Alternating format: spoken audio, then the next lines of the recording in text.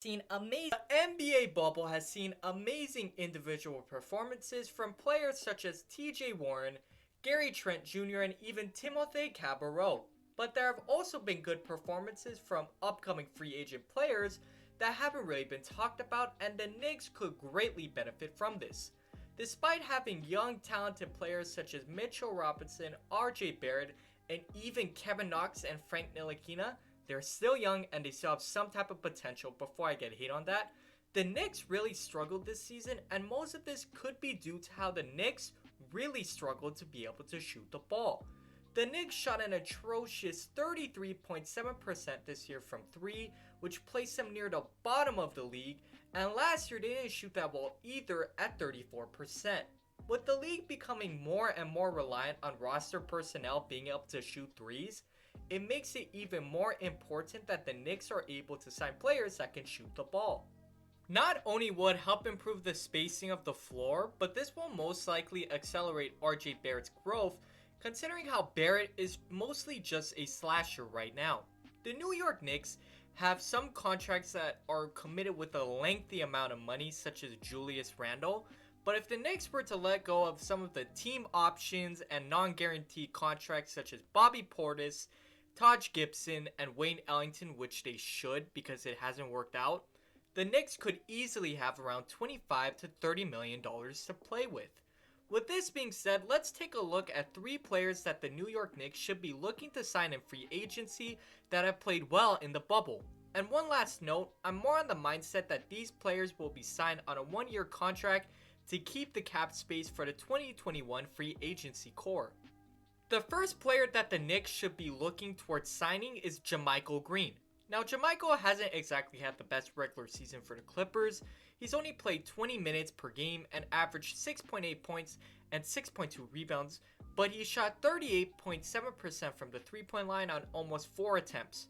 But in the bubble with an extended amount of play, because Montrezl Harrell wasn't there, Greene played really well. So far, including the Mavericks round 1 game, Greene has been averaging 8.9 points and 4.8 rebounds per game on around 53% from the 3-point line. Now, will Jamichael Greene continue to be able to shoot at this clip? Of course not. But it's just this type of under the radar move that the Knicks could do that will help the rotation massively. I'm not the biggest fan of Julius Randle on the Knicks, so Greene should honestly be the starting 4 alongside Robinson. Gets rebounds, shoots the 3-ball, won't ask for the ball besides an open 3-point shot, and he won't cost too much in the first place, definitely should be considered. The second free agent player that the Knicks should really look to sign, Joe Harris. Even before the bubble play, he has been a really good shooter. For the season, Harris is averaging 14.5 points, 4.3 rebounds, and 2.1 assists per game. But the only stat that should really jump out to Knicks fans is that he's shooting 42.4% from the 3-point line on almost 6 attempts per game, and in the bubble, he is shooting a ridiculous 54.7% on 6 attempts as well. If Harris were to come to the Knicks, he'd be able to greatly help space out the floor alongside potential free agent signing in Jamichael Greene. And one of the best things that he showed so far during the bubble was that if defenders are giving too much respect on his jumper, which they should, Harris has shown the ability to take 1 to 2 dribbles in to take a higher percentage mid-range jumper, or even just take the ball to the rack. Now, is Joe Harris going to be a slasher for the Knicks or anything like that? Hell no. Harris would be a great shooter that will make defenses have to respect his jumper and will help clear out the floor. Now, Harris might cost a little bit of cash because practically every team that needs a 2 or a 3 that have a little bit of cap space will go after him. And considering how the Nets are going to be hard capped for money due to their roster situation right now, it's going to be really interesting to see how this plays out. The final player that the Knicks should look towards in free agency, Jordan Clarkson. Now this one is more of a luxury decision because Clarkson is yet another guard, and considering that the Knicks are going to most likely select a guard like LaMelo in the draft, this might not make the most sense.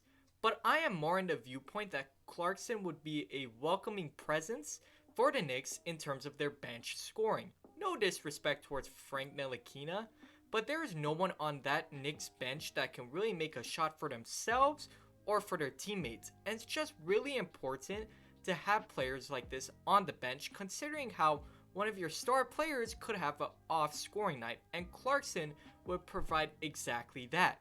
Now, Clarkson, he hasn't done anything special in the bubble, but he has done the one thing that has got him the contract that he has in the first place: scoring the ball.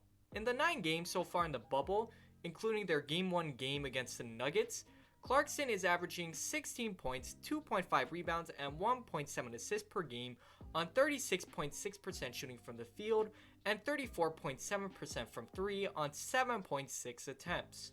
Now, I know this isn't the best shooting, but you just gotta keep in mind, Clarkson is the definition of a microwave scorer. When he gets hot, it's like he can't be stopped. But when he's cold, you're gonna see these types of performances.